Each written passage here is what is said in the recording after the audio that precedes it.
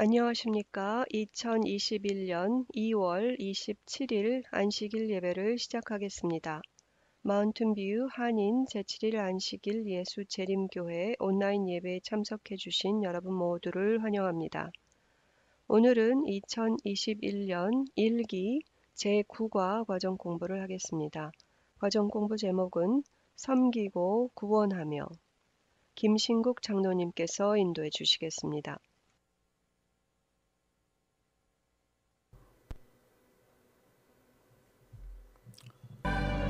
마운틴뷰 성도 여러분 안녕하십니까? 이제 우리 안식일학교 교과 공부를 시작하겠습니다. 공부하기 전에 잠깐 기도하고 우리 시작하겠습니다. 하늘에 계신 저희들의 아버지, 저희들에게 한 주의 쉼표가 되는 안식일을 저희들이 주시고 또 우리 마음을 다잡고 당신 앞에 나와서 주의 가족이 될 수 있게 이끌어 주시니 참으로 감사합니다. 오늘 이 교과 공부를 통해서 저희들에게 주시고자 하신 말씀 우리가 깊이 연구하면서 연구한 말씀이 우리 삶 속에 녹아 들어가서 진정한 그리스도인의 삶이 이루어질 수 있는 그러한 시간들을 허락하여 주시옵기를 예수님 이름으로 기도합니다.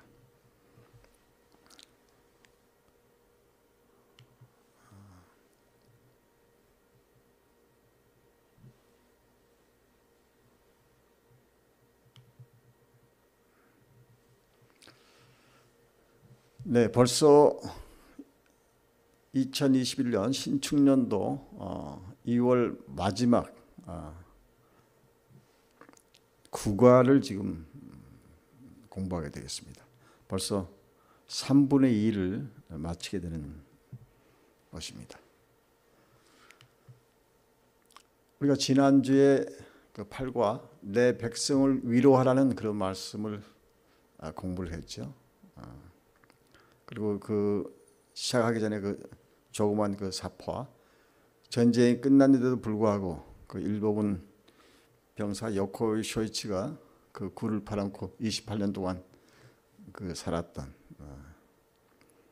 이미 전쟁이 끝났지만 그걸 알지 믿지 않고 믿지 못하고 그렇게 살았던 그걸 공부를 하고 오늘 구과 섬기고 구원하며 라는 주제를 가지고 공부를 해보겠습니다. 우리 여러분 지금 다 그 텔레비 앞에 앉아 계십니까? 안 그러면 그 스마트폰을 갖고 계십니까? 여러분 과정 교과 공부를 펴고 우리 기억절을 한 목소리로 한번 읽어보았으면 합니다. 자, 우리 같이 한번 읽어보겠습니다. 시작. 내가 붙드는 나의 종, 내 마음에 기뻐하는 자, 곧 내가 택한 사람을 보라. 내가 나의 영을 그에게 주었은즉 그가 이방에 정의를 베풀리라. 이사야 42장 1절. 이거는 누가 누구에게 말씀하시는 것입니까? 하나님께서 독생자 예수님을 말씀하고 계십니다. 우리 그 본론에 들어가기 전에 거기 조금 그 시대의 소망의 말씀이 그런 말씀이 있어요. 제가 조금 발췌를 해봤는데 거기 이 말씀을 보면 우리가 예수님의 발자취를 따라가기 위하여 나사렛이나 가버나움이나 베다니아에 갈 필요는 없다. 우리는 병상곁이든 빈곤한 오두막집이든 사람이 많이 모인 대도시의 뒷골목이든 인간의 마음이 필요한 곳이라면 어디서든지 예수님의 발자취를 찾을 수 있다. 오늘 우리 그 과정 공부가 그 제목이 이야기해 주는 것처럼 섬기고 구원하며 섬기는 건 누가 섬기게 되는 것입니까? 보통 종이 우리가 서번트, 서비스가 서번트에서 나오는 말인데 그 종의 역할. 그래서 하나님께서 그 종을 부르셨죠. 그 하나의 그 민족으로 이스라엘을 그 자기 종으로 택하셨고 또 개인적으로는 그 원래 하나님이신 예수님을 통해서 또 44장 있나요? 나오면 그 페르시아 그 고레스 왕을 통해서 그 이스라엘 백성들을 그 바벨론으로부터 그 구원하고 결국 또 예루살렘 성전을 건축하는 그러한 그런 것들을 우리가 오늘 배우겠는데요. 오늘 특별히 이사야 그 우리가 보통 전반기 후반기로 나누면 1장에서 39장까지는 그 심판에 대하여 또 40장에서 66장까지는 그 구원에 대해서 말씀하시는데 오늘 41장은 그 종인 이스라엘을 통해서 그리고 42장에는 이름은 정확히 밝혀지지 않지만 그 예수님에 대해서 또 44장 또 45장은 이스라엘 족속과 다시 또 고레스 왕의 그러한 그 하나님의 그 말씀을 이루는 그러한 사명을 주셨고 다시 49장에 우리의 그 메시아인 예수님을 통해서 이 공부를 하게 되겠습니다.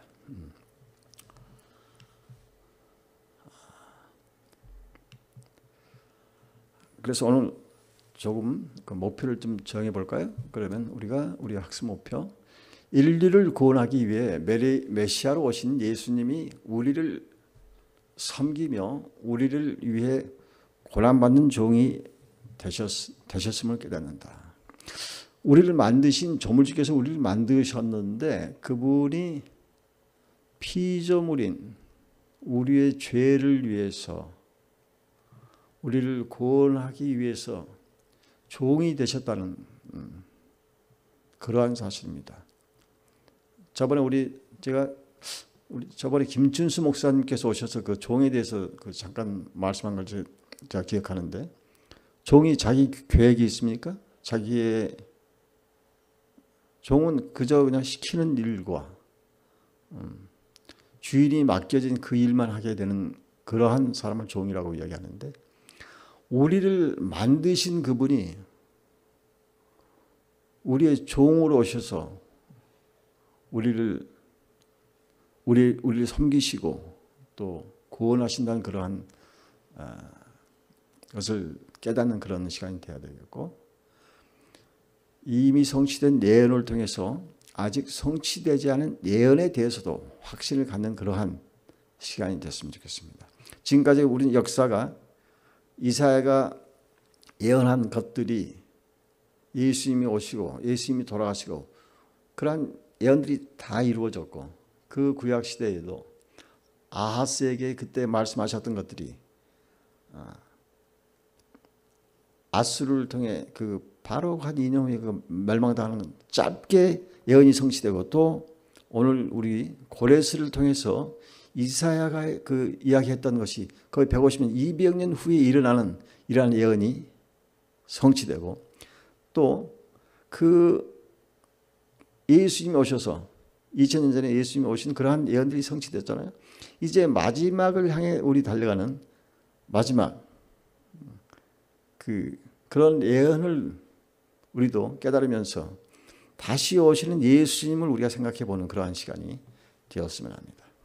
그래서 예수님이 조물주로서 우리의 종이 되셔서 우리를 섬기시고 구원하셨던 것처럼 우리가 오늘 이 공부를 통해서 우리가 그를 따르는 사람으로서 우리도 예수님께서 우리에게 보여주신 그 모본을 따라서 우리 가족과 우리 이웃들에게 맡겨진 그러한 사명들을 행하는, 실천하는 그러한 시간이 될 수 있는 그런 공부가 되었으면 합니다. 그래서 조금 전에 제가 말씀드렸듯이 이 교과서에 종을 부르셨어요. 근데 한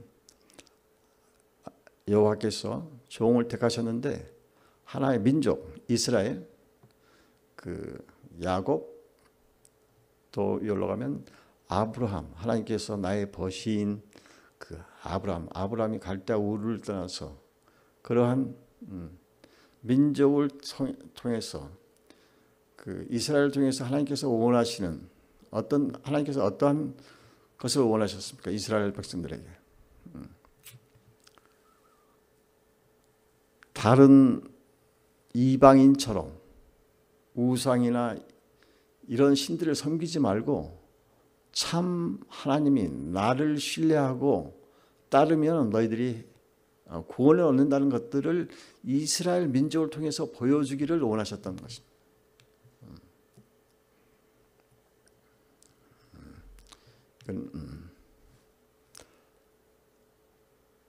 그래서 41장에 하나님께서 이스라엘에게 그 원하셨던 그러한 42장이 되면은 거기에 누구라고 이야기는 이름은 나오지 않지만 예수님을 어떤 개인의 통해서 지금 이사야 42장 2절 4절 한번 읽어볼까요?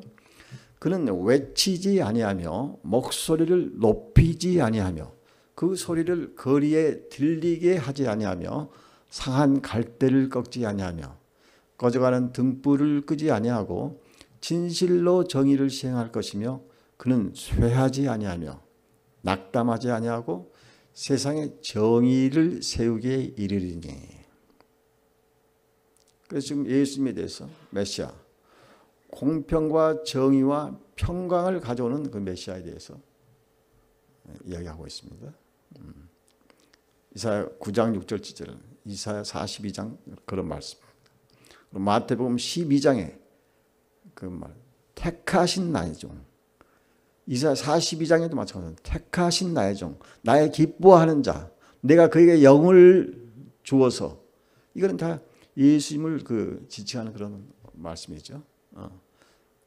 그래서 예수님의 사역은 이스라엘에게 하나님께서 요구하셨던 것들을 하지 못하는 것을 예수님을 통해서 그러한 것을 완전히 복원시키고 다시 구원을 재수립하는 그러한 일이 될 것입니다.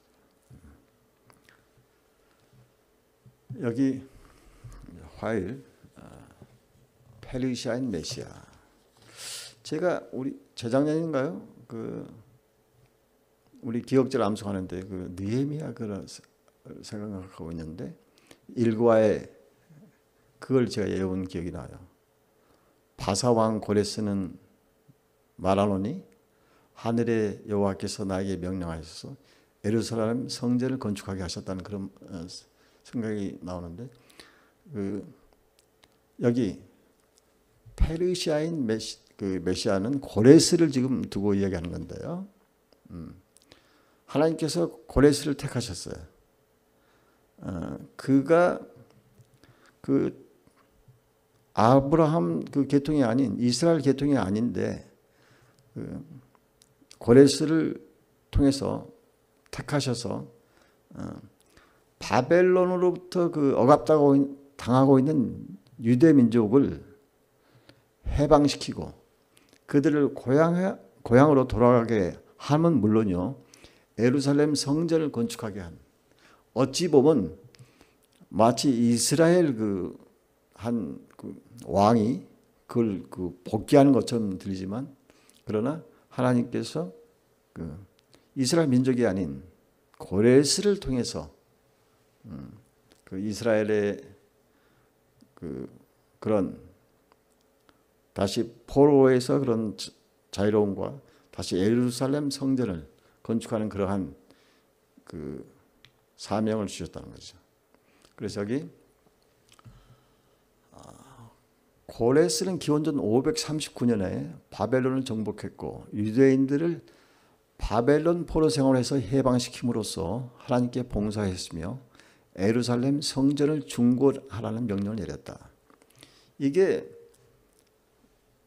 이사야가 예언한 그대로 된 것입니다. 그래서 여기 과장책에는 그게 제2의 이사야가 있느냐 그런 말들이 나오지만 그거는 그렇지 않고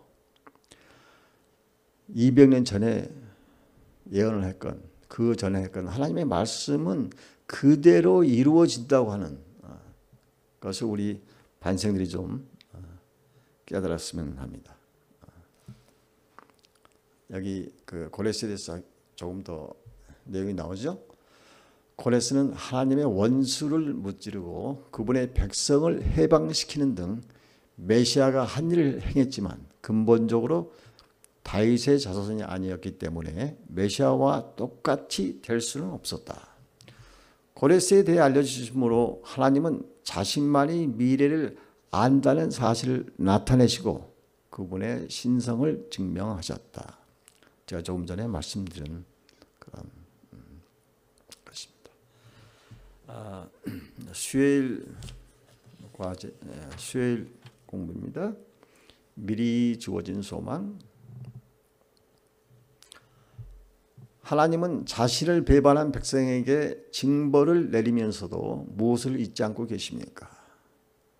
레위기 26장 뒤로 가면 제가 한번 읽어보겠는데요. 제가 어렸을 때 생각이 납니다. 저희 어머님이 제가 좀 별로 좋지 않는 그런 일을 할 때 저희 어머님이 그러셨어요. 저놈 자식 호랑이가 확 물어갈 놈이라고. 옛날엔 참 욕이 좀 친화적이어서 자연 친화적인 그런 말씀하셨는데, 그럼 제가 호랑이가 물어가면 우리 어머님이 좋아하시겠습니까? 해가 넘어서 니언니언 넘어가는데 제가 안 들어오면 어떻게 합니까? 어머님이 나와서 제 이름을 부르면서 그 동네 구석구석 제 이름을 부르며 찾아오는 하나님께서도 정말 우리 이스라엘 백성들이 말을 듣지 않을 때 얼마나 징벌을 하고 7배 여러 가지 징벌을 내리시면서도 여기 밑에 나오면 그들을 사랑하시는 것이 여기 나옵니다. 내가 야곱과 맺은 내 언약과 이삭과 맺은 내 언약을 기억하며 아브라함과 맺은 내 언약을 기억하고 그 땅을 기억하리라. 그 땅은 황폐하여 안식을 누릴 것이요 그들은 자기 죄악의 형벌을 기쁘게 받으리라. 그런즉 그들이 그들의 원수들의 땅에 있을 때 내가 그들을 내버리지 아니하며 미워하지 아니하며 아주 멸하지 아니하고 그들과 맺은 내 언약을 폐하지 아니하리니 나는 여호와 그들의 하나님이라.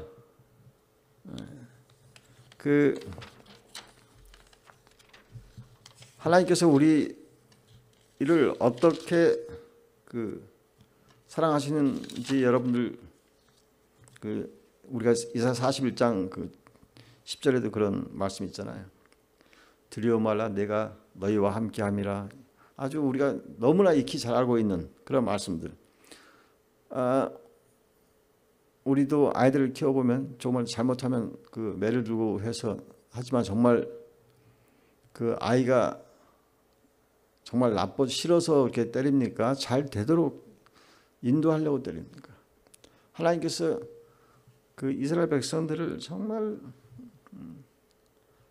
하나님께서 제일 싫어하는 그 산당에 그 높은 산에 산당을 짓고 자기들을 지어주신 우리를 지은 조물주 하나님을 잊어버리고 우상 숭배를 하고 우리가 하나님을 잊지 않고 우리가 사소한 잘못을 하는 거하고 하나님을 잊어버리고 내 아버지가 있는데 내 아버지는 부인하고 다른 것들을 섬기고 할 때 그 분노감은 오직 하겠습니까? 그래서 하나님께서 저희들에게 그러한 그 아픔을 훈련을 주신 것도 다시 돌이키려고 하는 그런 마음을 알 때 우리가 참으로 하나님의 사랑에 대해서 알게 됩니다.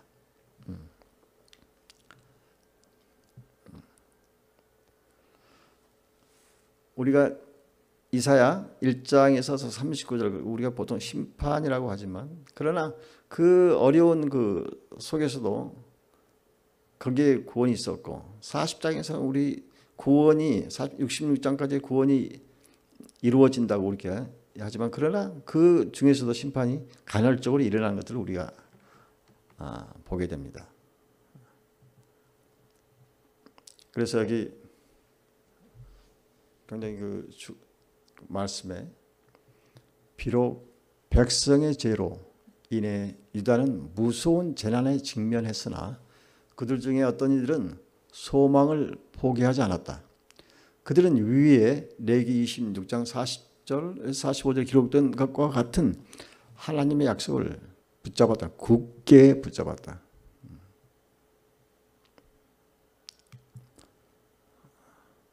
그 제가 2차 대전 그 홀로코스트에서 많은 유태인들이 가스실에서 죽어갈 때 제가 한 그 기억하고 있어요. 한 사람이 깨진 그 유리 조각으로 매일 그 수염을 자르는 거기에 희망이라고 하는 소망이라고 하는 것은 전혀 없는 그때 그 사람 계속 그 깨어진 유리 조각으로 그 수염을 깎아 그가 나중에 생존해서 그 증언하는 것을 보게 됩니다. 오늘 우리가 이 말씀을 배우면서 이러한 우리의 그 자세를 한번 다시 확인해 보면 좋겠습니다. 잠깐 여기 한번 다시 한번 읽어볼까요? 옛 선지자들이 교회에게 준 유한의 기별들이 많이 있었다. 하나님은 이사야에게 너희는 위로하라. 내 백성을 위로하라. 는 임무를 맡기셨고 이 임무와 함께 후에 오는 모든 세기 동안 선지자들에게 소망과 기쁨이 된 경이로운 계시를 주셨다. 각 시대의 하나님의 자녀들은 사람들의 멸시와 박해와 버림을 받았지만 이 같은 확실한 하나님의 약속으로 견뎌낼 수 있었다. 그 어려운 환경 중에서도 그런 소망이 있고 없는 차이는 이러한 차이입니다.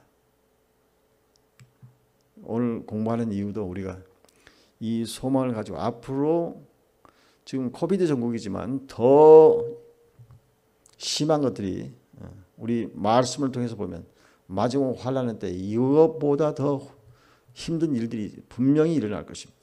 그럴 때 우리가 우리 소망을 굳게 붙잡고 재림하시는 주님을 떠올리면서 우리 부조들이 그 어려운 시절을 겪었던 것처럼 겪고 승리했던 것처럼 우리도 이 말씀 오늘 우리가 이 말씀을 배우는 이유는 그렇습니다. 우리가 흔한 얘기로 역사를 잊은 민족은 미래가 없다고 우리가 말씀을 잊은 우리 마운틴 뮤직 성도 우리들은 미래가 없습니다.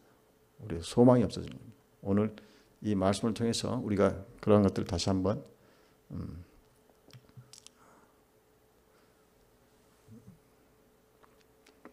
고난받는 종, 예수님에 대한 그 이스라엘 민족은 하나님의 뜻을 실현하는 데 실패함으로써 그 이름을 사용하기에 부끄럽게 됐다. 야곱이 속이는 자에서 이스라엘 바꿔줬지만 그들이 하나님이 그렇게 사랑하고 그렇게 청종 순종하도록 했지만 그들이 하나님이 주신 그런 사명을 팽개치고 그래서 이사야에게 예수님을 우리를 구원하신 예수님을 보여준 여기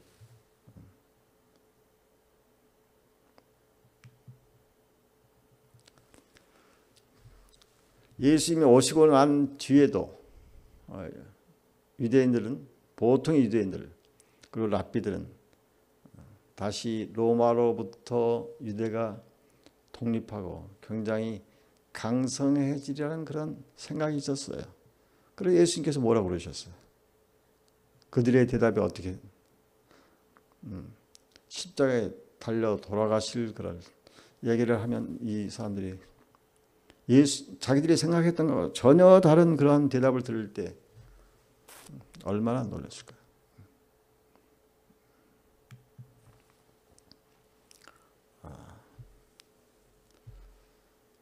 여기 예수님께서 우리 인간들에게 어떻게 대하시는지 여기 지금 금요일 조금 더 깊은 용도의 이런 말씀이 나옵니다.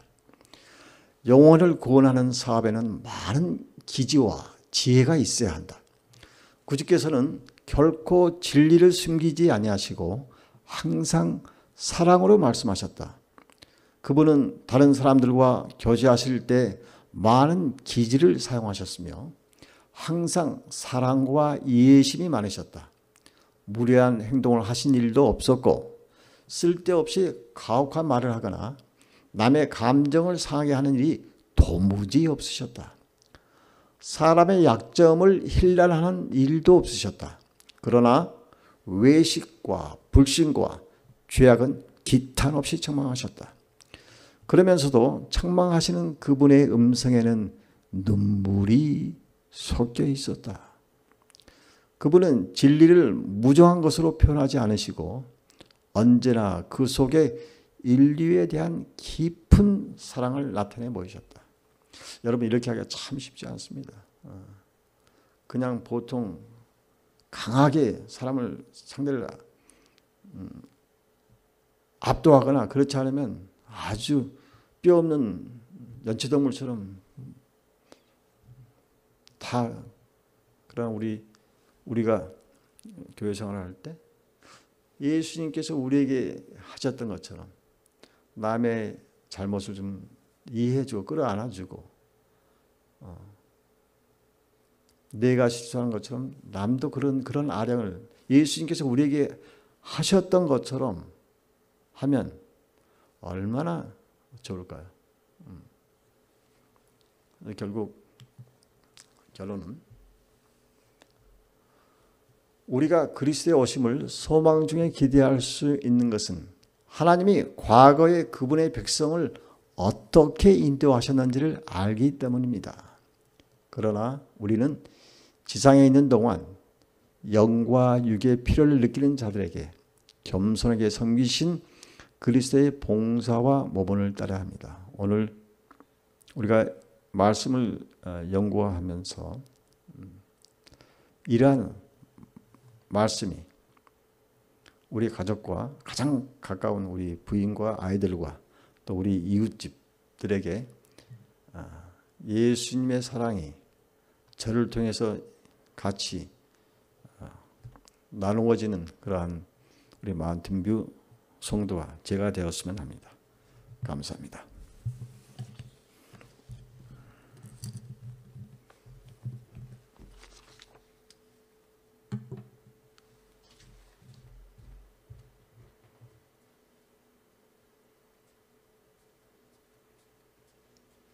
해외 선교지 소식입니다.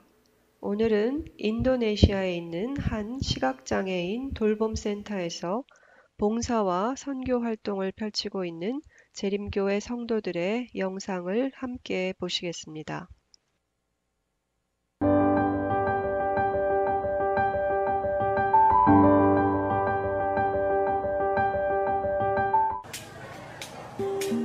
작은 발자국 하나가 신앙의 큰 도약이 되기도 합니다.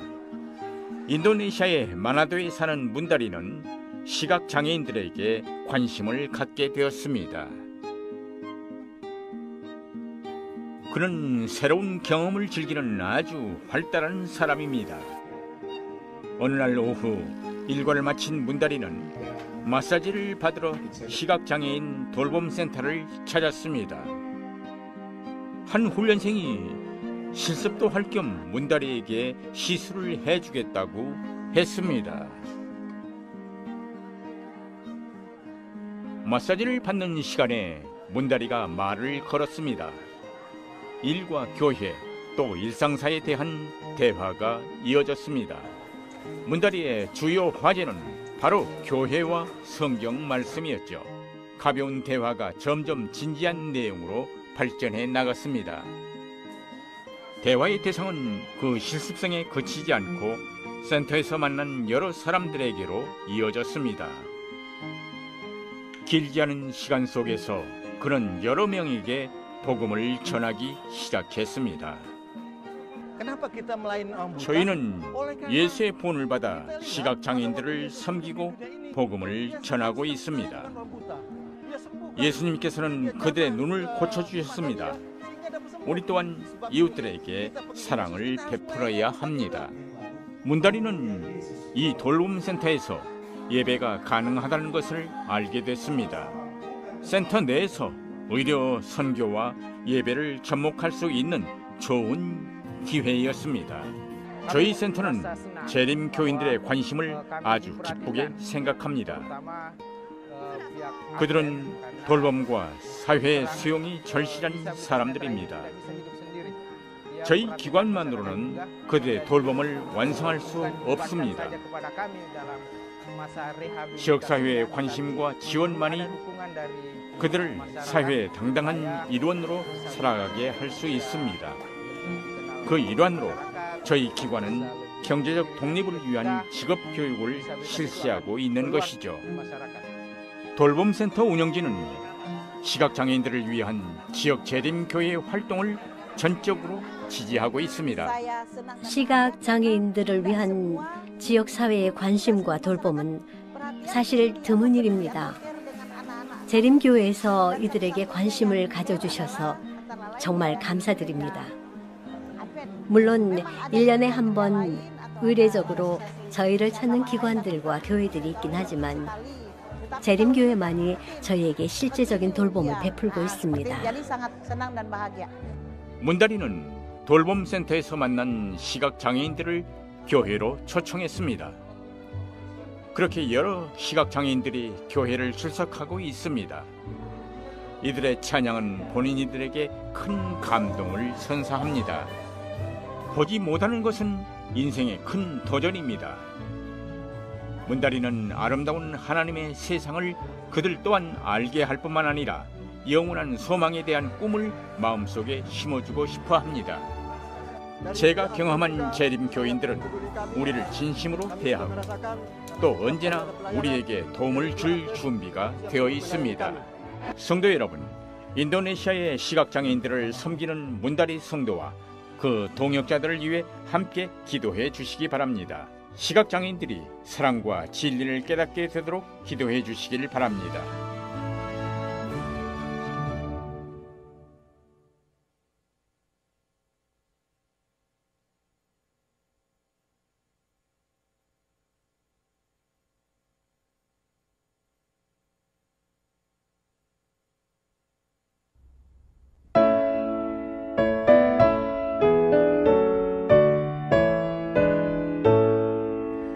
시온의 영광이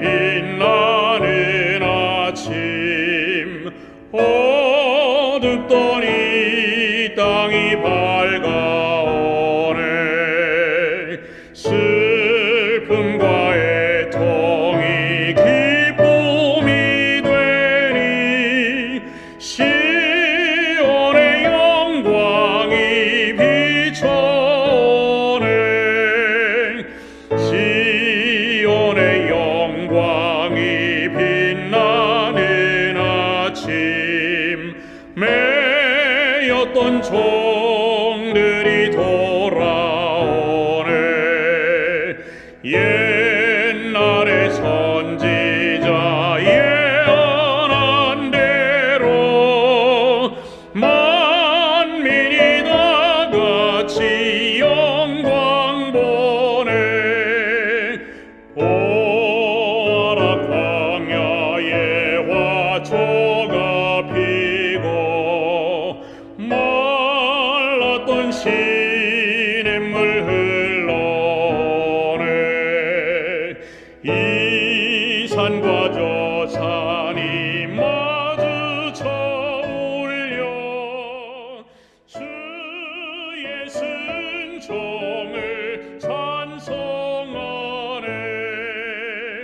땅들아 바다야 많은 섬들아 찬양을 주님께 드리어라. 싸움과 죄악이 넘치던 땅에 찬송이 하늘에 사무치네. 오늘의 성경 말씀은 고린도후서 1장 10절의 말씀을 봉독하여 드리겠습니다. 그가 이같이 큰 사망에서 우리를 건지셨고 또 건지시리라.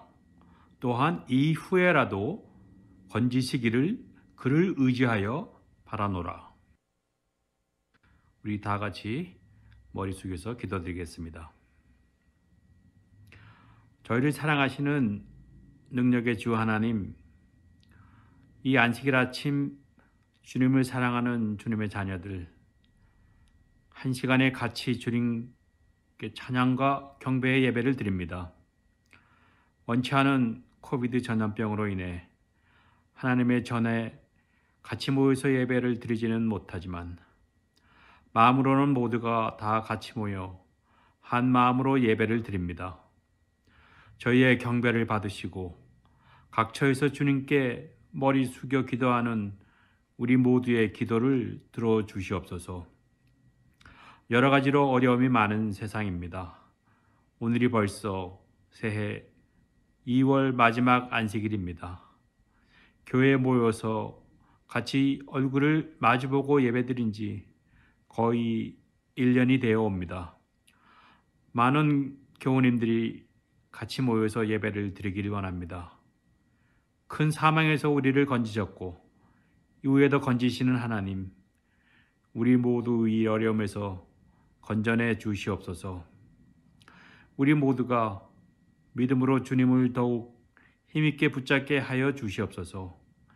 우리 교우님들 중에도 오랜 기간 동안 원치 않은 질병과 싸우고 있는 주님의 자녀들 특별히 기억하여 주시옵소서. 그들을 안찰하여 주시옵소서. 그들 한 명 한 명 주님께서 찾아가 주시고 지친 몸과 마음을 만져주시옵소서. 우리 모두가 주님을 의지하도록 힘을 주시고 격려하여 주시옵소서. 우리 교회의 나이 드신 연장자들을 위하여 기도드립니다. 특히 건강의 축복을 주시고 남은 여생을 어려움 없이 주님과 함께하는 시간이 되도록 은혜를 더하여 주시옵소서. 목사님께서 주님의 말씀으로 강론하실 때 성령의 능력을 더하시고 무슨 어려움에서라도 우리를 건지시는 하나님과 같이 하는 저희가 될 수 있도록 지켜주시옵소서. 항상 더욱더 주님을 찾게 하여 주시고 세상 살을 때 항상 주님의 손을 잡고 동행할 수 있도록 하여 주시옵소서. 오늘 안식일 이 풍란이 많은 이 세상에서 하루나마 진정한 쉼을 누리는 저희 모두가 되게 축복하여 주시옵소서. 안식일을 주셔서 감사합니다. 저희 모두의 피난처를 주셔서 감사합니다. 예수님 이름으로 감사하며 기도드립니다. 아멘.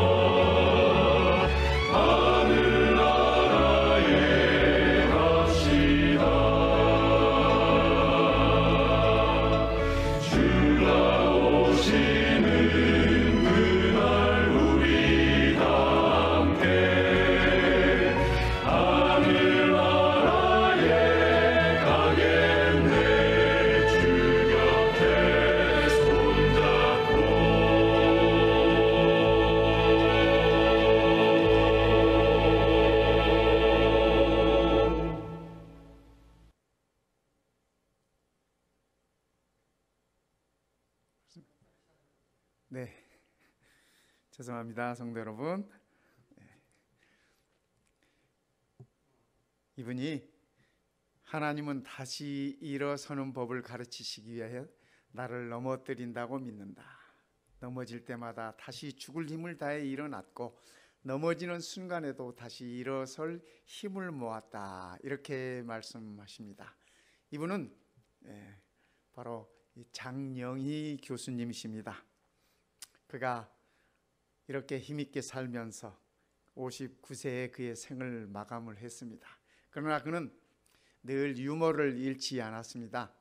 그래서 그가 이 유머를 잃지 않으면서 그의 책 살아온 기적, 살아갈 기적이라는 책에서 그의 그 에세이집입니다.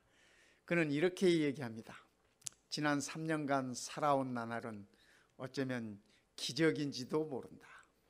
힘들어서, 아파서, 너무 짐이 무거워서 어떻게 살까 노심초사했고 고통의 나날이 끊이지 않을 것 같았는데 결국은 하루하루를 성실하게 열심히 살며 잘 이겨냈다.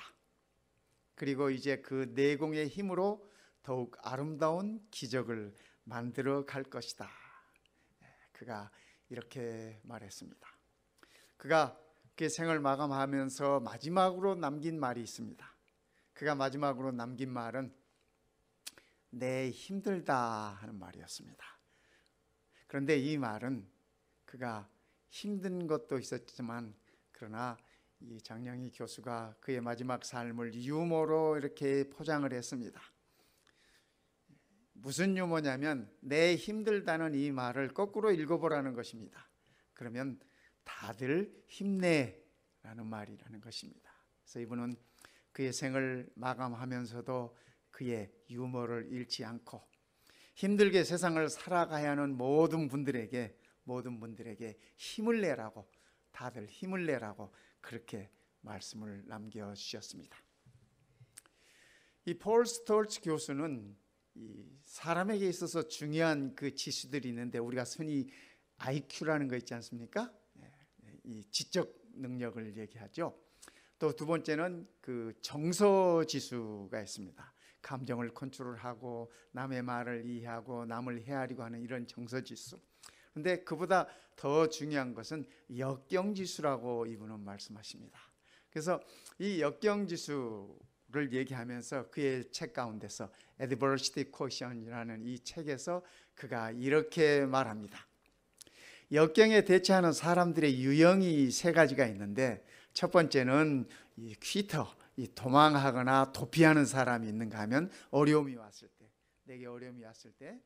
두 번째는 그저 적당히 넘어가고 현상 유지 이렇게 겨우 하기 위해서 하는 그 캠퍼라고 이분은 캠핑하는 사람, 야영하는 사람으로 그렇게 표현했습니다.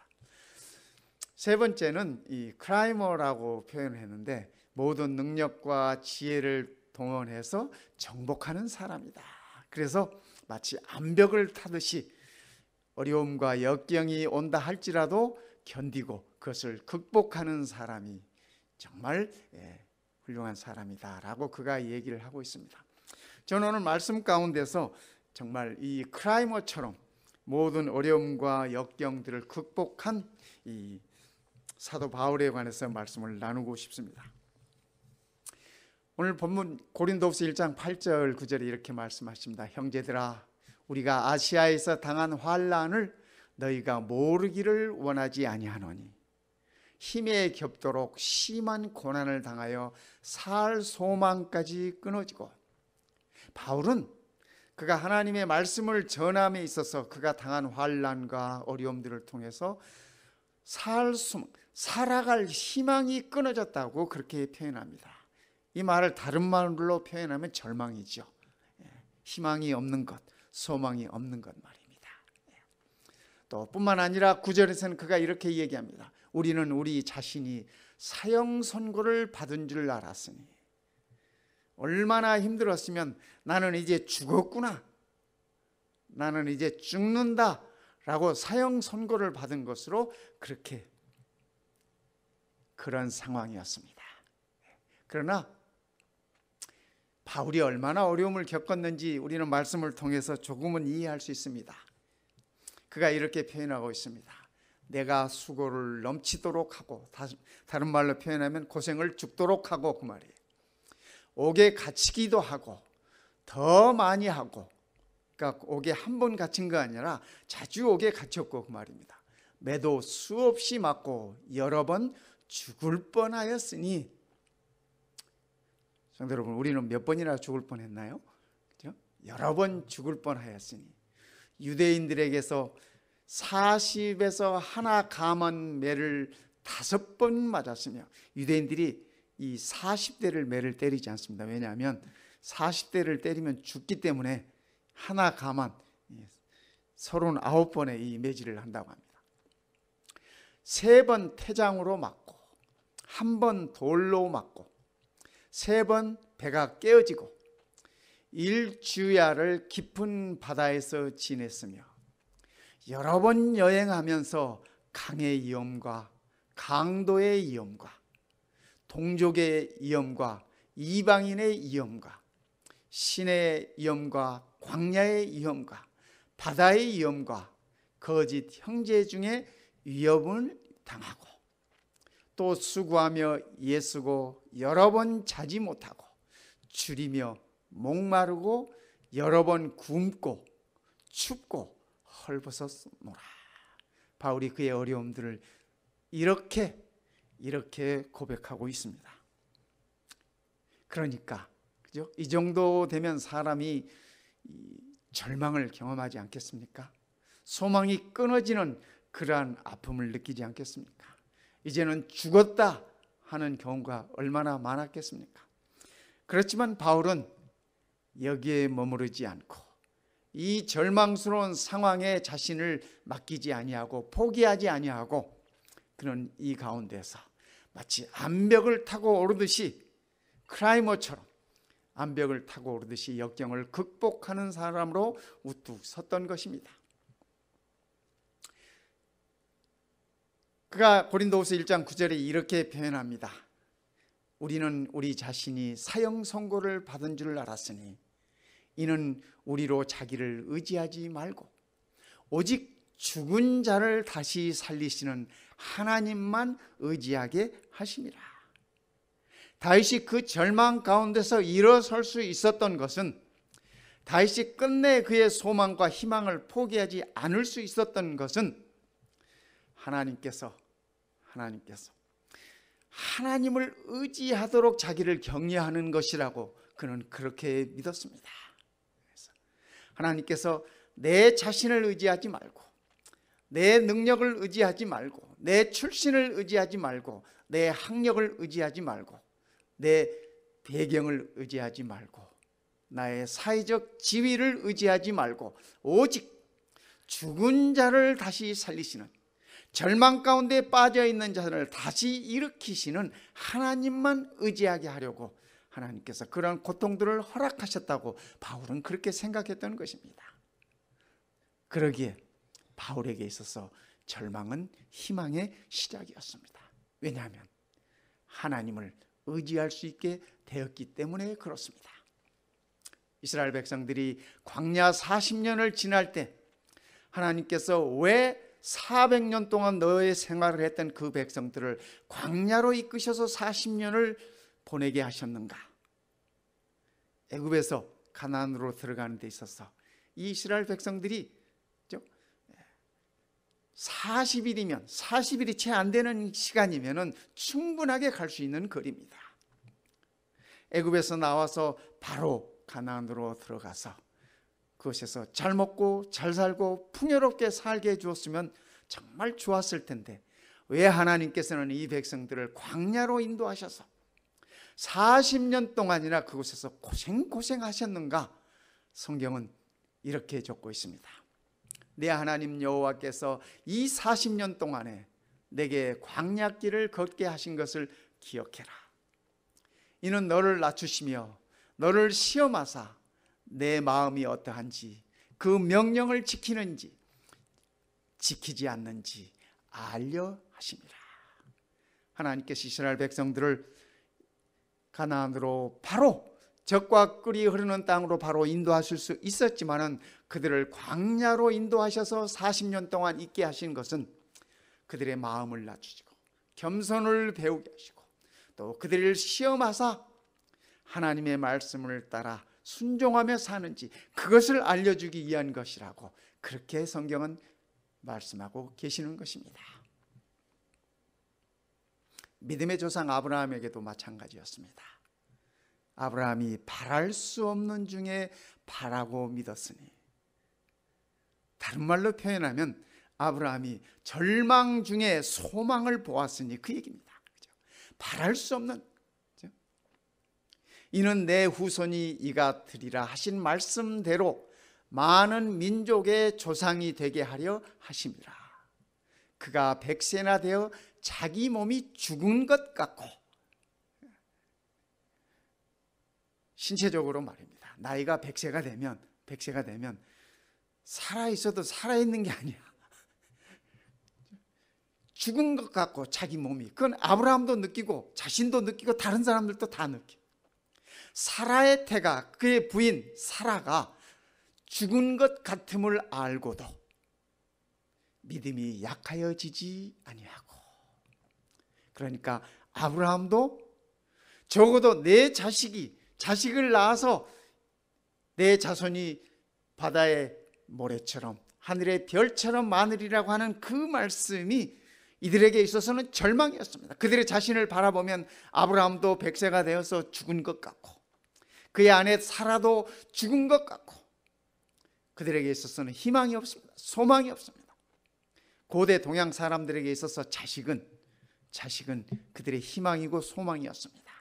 자식이 없는, 특히 아들이 없는 것은 고대 이 동양 사람들에게 있어서는 절망이었습니다. 그것은 아무런 미래가 없는 것이었습니다. 아브라함도 마찬가지였습니다. 아브라함이 아무리 재산이 많고 아무리 잘 살아도 자식이 없는 그 수치를 감출 길이 없었습니다. 사라도 마찬가지였어요. 그들이 둘 다 죽은 것 같은 그러한 절망 속에 있었지만은, 그죠? 그들이 하나님을 바라보는 그 믿음만은 놓지 않았습니다. 그렇기 때문에 히브리서 11장에는 이렇게 표현하고 있습니다. 이러므로 죽은 자와 같은 한 사람으로 말미암아, 아브라함을 얘기하는 것이에요. 죽은 자나 다름없었던 아브라함으로 말미암아 하늘의 허다한 별과 또 해변의 무수한 모래와 같이 많은 후손이 생육하였느니라. 아브라함과 사라는 절망 중에 주저앉지 않았습니다. 하나님을 바라보고 하나님을 붙듦으로, 그들의 믿음으로 그들은 거기서 희망을 보고 소망을 보고 끝내는 죽은 자와 같은 한 사람으로 말미암아 하늘의 별처럼 바다의 모래처럼 그들의 후손이 생육하게 되었다고 그렇게 성경은 적고 있는 것입니다. 낙타죠. 이 미국에서는 쉽게 볼 수 없는 낙타인데, 어느 날 이 팔레스타인 지방에 있는 사람들에게 낙타는 큰 재산입니다. 사막을 여행할 때도 그렇고 짐을 옮길 때도 그렇고 또 이렇게 이 사람을 태우고 다니기도 하고 그러기 때문에 이 낙타는 엄청난 재산입니다. 어느 날 이 낙타 한 마리가 큰 구덩이에 빠져버렸습니다. 그런데 이 낙타가 구덩이에 빠지니까 끌어올릴 재간이 없습니다. 왜냐하면 너무 무거우니까. 또 구덩이에 빠졌으니 낙타 스스로 걸어 나올 수도 없습니다. 그래서 이 낙타 주인이 난리가 났습니다. 그가 엉엉 울면서 그 마을에 이 스승격인 분을 찾아갔습니다. 내 낙타가 구덩이에 빠졌는데 동네 사람들이 아무리 어떻게 해도 끌어올릴 수가 없습니다. 어떻게 했으면 좋겠습니까? 좀 도와주십시오. 그랬더니 그분이 가보자. 그래서 그 구덩이에 가봤습니다. 낙타가 큰 구덩이에 빠져가지고 헤어나지도 못하고 있는 그것을 보면서 이분이 삽을 가져다가 흙을 퍼가지고 그 안에다 집어넣기 시작하는 것입니다. 그리고 다른 사람들도 삽을 가지고 와서 흙을 퍼 넣으라고 그러는 것입니다. 낙타 주인은 아니, 낙타를 꺼내달라고 했지 이 땅에다 묻어달라고 했습니까? 어쩔 줄을 몰라 하고 막 아무 말 없이 이분이 계속 흙을 퍼담기 시작하는 것입니다. 흙이 점점 쌓여지면서 나중에는 낙타가 그 흙을 밟고 스스로 올라오는 것입니다. 그래서 이 낙타를 무사히 구했다고요. 성도 여러분, 우리의 삶이 혹시, 그죠? 우리들의 삶이 혹시 구덩이에 빠졌다고 느껴질 때가 있습니다. 아니, 구덩이에 빠질 때가 있습니다. 그러나 우리가 잊지 말아야 할 것이 있습니다. 흙을 퍼 담으면, 그죠? 흙을 퍼 담으면 그 안에 있는 낙타는 괴로울 수 있습니다. 그러나 그 흙을 밟고 일어설 수 있는 것입니다. 나올 수 있는 것입니다. 그가 이같이 큰 사망에서, 여기 그는 우리 주님을 가리키는 말씀입니다. 그가 이같이 큰 사망에서 우리를 건지셨고 또 건지시리라. 또한 이후에라도 건지시기를 그를 의지하여 바라노라. 성도 여러분, 우리 하나님께서, 우리 주님께서 우리를 건지셨다고 하는 사실을 기억하십시다. 또 그분께서 우리를 영원히 건지시리라고 하는 사실을 기억하십시다. 이후에라도 그가 건지시기를 그를 의지하여 바라노라.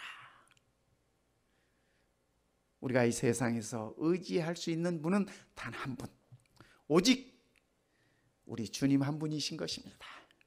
오직 우리 하나님 한 분이신 것입니다. 광야로 인도하신 것도 하나님을 바라보게 하기 위해서, 바울이 절망을 느낄 수밖에 없는 그러한 상황에 몰고 가신 것도 오직 하나님만을 의지하도록 하신 하나님의 섭리였다고 오늘 말씀은 우리들에게 그렇게 일러주고 있습니다. 성도 여러분, 우리의 큰 사망에서, 우리를 영원한 멸망에서 우리를 건지셨다고 하는 사실을 기억하십시다. 아직 세상이 끝나지 않았지만은, 그렇죠? 앞으로도 우리를 계속 그분이 죽음에서 일으키신 그분이 우리를 건지실 것이라고 하는 믿음에 우리는 흔들림이 없었으면 좋겠습니다. 끝까지 그분을 우리가 의지하면서 바라보며 나아가야 할 것입니다. 너희도 우리를 위하여 간구함으로 도우라. 이는 우리가 많은 사람의 기도로 얻은 은사로 말미암아 많은 사람이 우리를 위하여 감사하게 하려 함이라. 바울은요, 하나님을 의지함으로, 하나님께서 우리를 구원하셨으므로, 구속하셨으므로, 우리를 건지셨으므로 나만 홀로 가만히 있으면 된다라고 말하지 않습니다. 그가 하나님께 기도하면서도 너희도 하나님께서 나를 구하시고 건지셨지만 너희도 나를 위하여 기도해달라. 그래서 너희도 기도로 나를 도와달라. 이렇게 이야기를 하는 것입니다. 성도 여러분, 그렇습니다. 하나님의 도우심이 우리들에게 분명하게 있습니다. 그러나 성도들의 아름다움 또한 서로가 서로를 기도로서 도와주고 서로가 서로에게 힘이 되는 것이 참으로 아름다운 것이라고 우리들에게 그렇게 얘기해 주고 있는 것입니다. 성도 여러분, 우리가 서로가 서로를 위하여 기도함으로 도울 수 있으면 좋겠습니다.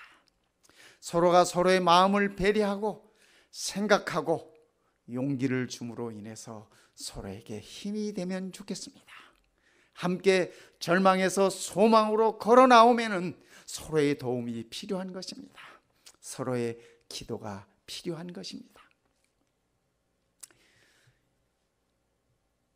책 가운데 연탄길이라는 책이 있습니다. 여러분 혹시 보신 분들이 계시겠죠? 지금은 이 연탄길이라는 이 책이 4권까지 나와 있더라고요. 네. 이 책 가운데 제 마음을 끄는 이야기가 있습니다. 여기에 나오는 이 이야기들은 대부분 실화를 바탕으로 한 기록한 것들입니다. 소중한 희망이라는 이야기가 이 중에 있어요. 근데 그 이야기의 내용은 이렇습니다. 3층 집 이렇게 벽돌 건물이 있는데 거기에 1층에는 병이라고 하는 이 화실이 있었습니다. 그래서 그 화가는 그 화실에서 작업을 하면서 그림을 그리면서 이렇게 보내는 사람이었습니다. 그런데 어느 날 이 3층에 한 여인이 이사를 왔습니다. 그런데 늘 그 여인은 등에 아기를 업고 3층을 이렇게 오르내리는 모습을 봤습니다. 이분이 1층에 있으니까 가끔 보죠. 그런데 계단을 오를 때 이렇게 보니까 이상한 모습을 그가 발견했습니다. 아이를 업고 3층으로 올라가는 이 엄마가 한쪽 눈을 감고 올라가는 겁니다. 한쪽 눈을 감고 계단을 붙잡고 마치 눈이 하나밖에 없는 것처럼 그렇게 하고 계단을 올라가고 또 걷기도 하고 그렇게 행동을 해요. 그래서 참 이상한 사람도 다 있다. 그렇게 생각을 하고 있었습니다. 그런데 어느 날 비가 많이 오는 날이었어요. 이 여인이 비를 피하기 위해서 이 1층 화실에 잠깐 들렸습니다. 1층 화실에 잠깐 들려가지고 이렇게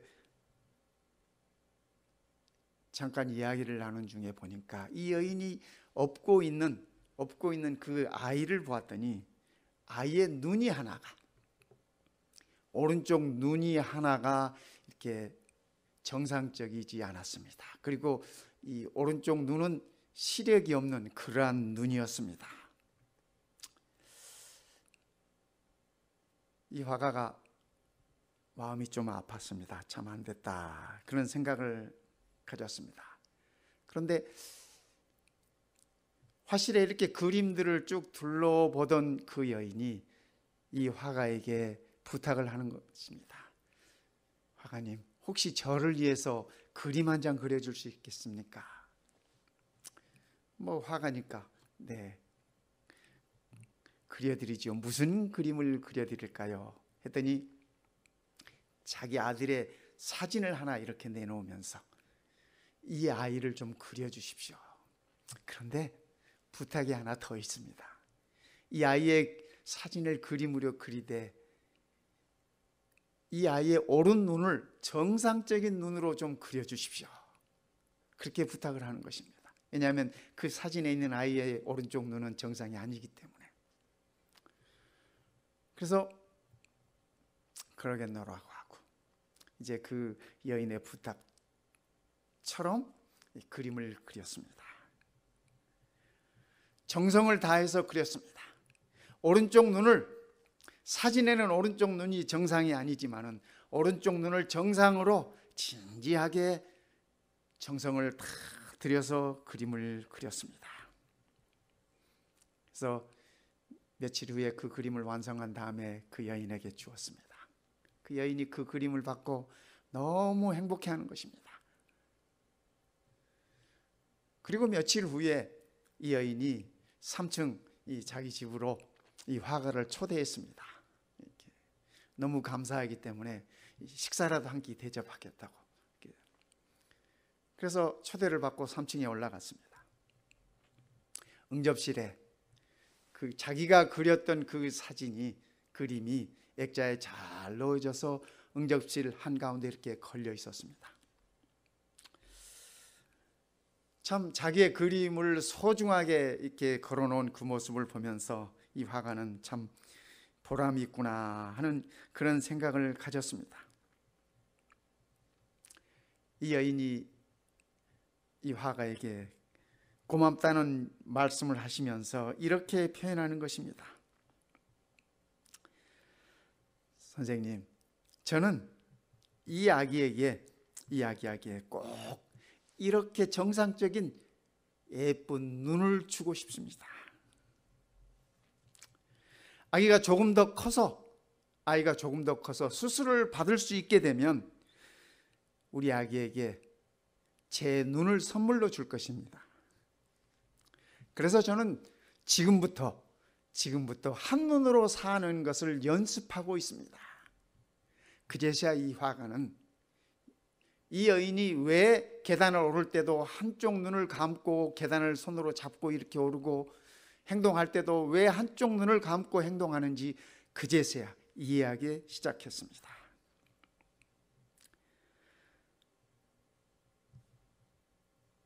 이 아이의 엄마가 이 화가에게 하는 얘기가, 나는 이 아이에게 눈을 줌으로 아이의 희망이 되고 싶습니다. 그렇게 표현했어요. 이 화가는 이 여인의 그 얘기를 듣고 나서 깊은 감동을 받았습니다. 그리고 그가 난생 처음으로 그의 그림이 한 여인과 한 아이에게 희망이 되어줄 수 있다고 하는 사실을 깨닫고 그 역시 감사할 수 있게 되었습니다. 성도 여러분, 우리가 서로가 서로를 위하여 희망이 되어줄 수 있다면 얼마나 행복하겠습니까? 그렇죠? 우리 성도들 간에 또 가족들 간에 친구들 간에 서로가 서로에게 이런 희망이 될 수 있다면 얼마나 감사하겠습니까? 우리에게 희망이 필요할 때마다 성도 여러분, 십자가 아래로 가십시다. 십자가는 온 인류의 절망이 희망으로 바뀌는 곳입니다. 온 인류가 절망 가운데, 죽음 가운데, 영원한 파멸 가운데 헤어나지 못하고 있을 그때에 우리 주님께서 오셔서 십자가에 달리심으로 우리에게 희망을 주신 것입니다. 소망의 첫 발자국을 내디딜 수 있도록 해 주신 것입니다. 우리에게 절망이 찾아올 때마다 성도 여러분, 십자가 아래 서십시다. 십자가로 가십시다. 십자가에서 주님은 우리의 절망을 우리의 희망으로 바꾸셨습니다. 모든 인류에게 있어서 죽음은 최후의 절망입니다. 최후의 절망이에요. 그러나 십자가는 우리의 그 최후의 절망을 영원한 희망으로 바꾸어 놓은 곳이었습니다. 그렇기에 우리의 절망은 희망의 시작이라고 생각하는 것입니다. 바울의 절망은 그에게 있어서 희망의 시작이었습니다. 오직 여호와 하나님만을 의지함으로 그의 소망으로 바뀌는 순간이었습니다. 아브라함과 사라에게 있어서 그들의 절망은, 그들의 죽음 같은 절망은 새로운 소망으로 바뀌는 순간이었습니다. 성도 여러분, 우리도 우리의 삶 가운데 절망이 찾아올 때, 그때가, 그 순간이 우리의 희망의 시작이라는 사실을 인식하십시다. 장영희 교수가 마지막 유머로 남겼던 그 말, 내 힘들다, 그 말을 뒤집어 읽어보면 다들 힘내라는 말이었습니다. 장영희 교수는 그가 생을 마감하는 그때까지, 그가 57세라는 젊은 나이에 생을 마감했지만은, 그러나 자기의 생을 마감하는 그 시간까지도 그는 믿음을 놓치지 아니하고 소망을 놓치지 않고 끝까지 주변에 있는 사람들에게 힘내라고, 다들 힘내라고 이런 말씀을 마지막 유언으로 남기고 그의 삶을 마감했습니다. 저는 그가 하나님의 보좌 앞에서 분명히 함께 설 것이라고 굳게 믿는 것입니다. 성도 여러분, 우리 모두들 다들 힘내십시다. 다들 힘내십시다. 우리에게는 십자가의 주님이 계시기 때문에 그렇습니다. 우리 하나님의 축복이 우리 모든 성도님들의 가슴마다, 가정마다 넘쳐나게 되시기를 이 시간에 간절히 바랍니다.